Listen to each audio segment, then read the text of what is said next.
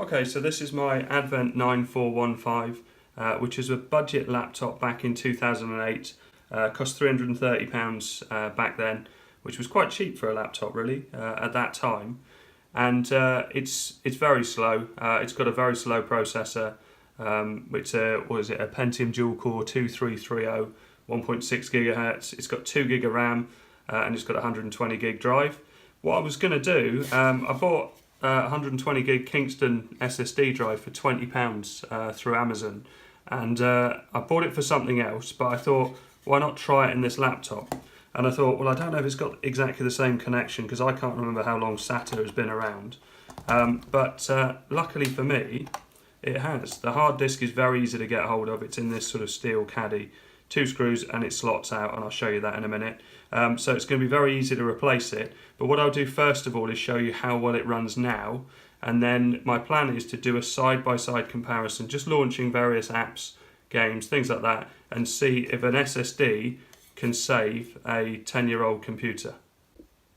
Before I start it up, I'll show you some of the connectivity that this has got. So it's a pretty chunky laptop. You can see it's got a VGA connection, Ethernet connection, 3 USBs on the back, which I think is quite impressive. A USB on the side there as well. It's not very bright. That doesn't make it any brighter. Then we've got a headphone and microphone socket. I think that's a normal SD card slot. And on the other side, nothing there, just a Kensington lock. And I forgot to mention it's got a DVD rewritable drive. So let's get it started up. Oh, and also a mock carbon fibre. Let's get a close-up of that. It's got to be worth some money. Okay, so let's show you how quick or slowly it starts up. Pressing the power button now. And while it takes a while to do this, I'll just show, I found a review from 2008 from CNET, and it was priced at £330 at that time. And the good, they said, was bargain price tag, reasonable performance and well specified. The bad, appalling for games, short battery life and fairly heavy.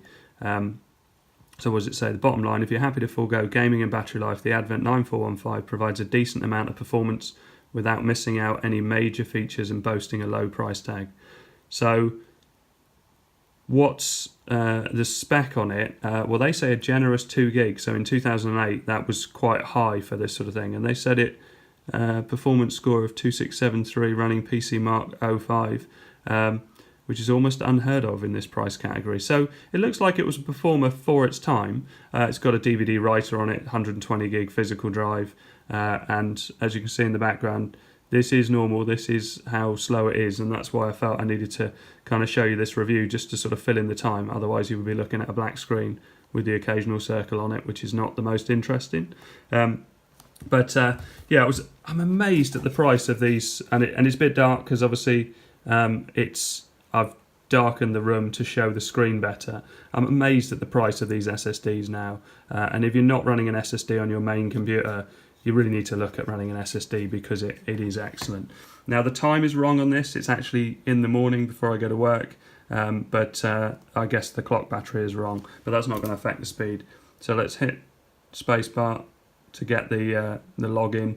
And I use a pin for quick startup because I wouldn't want you to hang around waiting for this one to start up. Here we go. So, and now we are usable.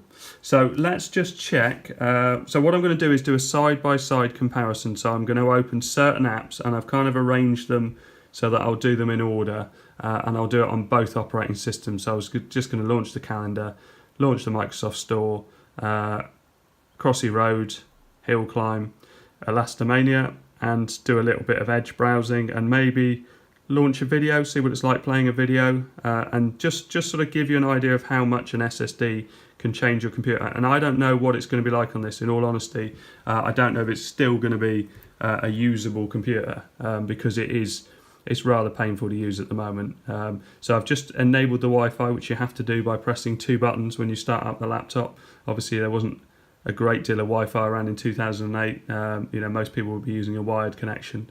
But yeah, so let's have a look at the processor and see what it says. So what was it, a T2330? So let's go and this is just launching Edge, which is the fastest browser. So yeah, it's still not letting me click in the box yet. So T2330. And if you've seen my review on my 1998 compact, my 1988 compact is super fast. I mean, I don't connect it to the internet, but that's an 866 megahertz Pentium 3, I think it is. And it is really good, but obviously this is running the latest version of Windows 10, so it's a much more sophisticated operating system, and you know, it's a lot more to run. Okay, so here's the processor. So 2330, launch date Q4 2007. 2 cores, 1.6 gigahertz, bus speed 533. So pretty low specs, and as you can see from this, it just is very slow.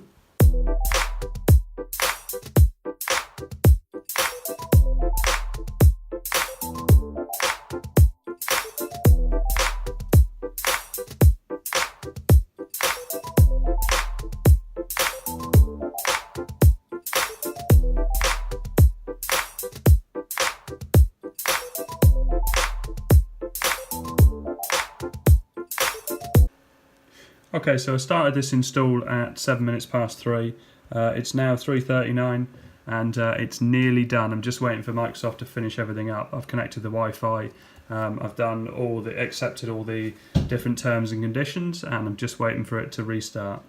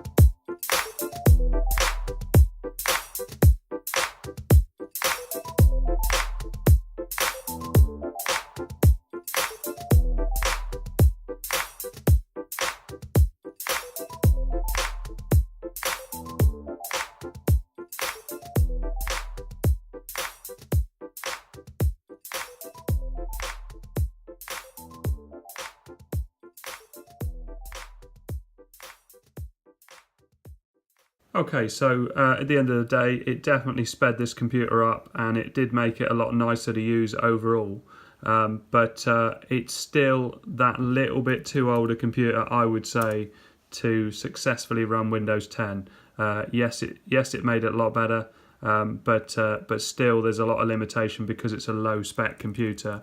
But then if it's all you've got, and you've had a computer that's similar spec, and you want to be able to improve it and you can't afford a lot, £20 is all that SSD cost, and then you could transfer it over to another computer as you get it.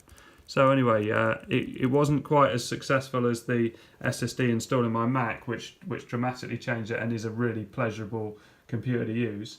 But obviously that's a more expensive device. You know, even though that came out in 2010, it was £1,000 then. I didn't buy it for that. I got it second hand a lot later. But this computer was 2008 was £330. So that's where the difference is. But overall, I'm still pretty impressed with it. I'm going to put this SSD into our desktop computer upstairs, which is a faster processor than my Mac. So I'm sure it's going to turn out very well. Anyway, thanks very much for watching. Please like and subscribe.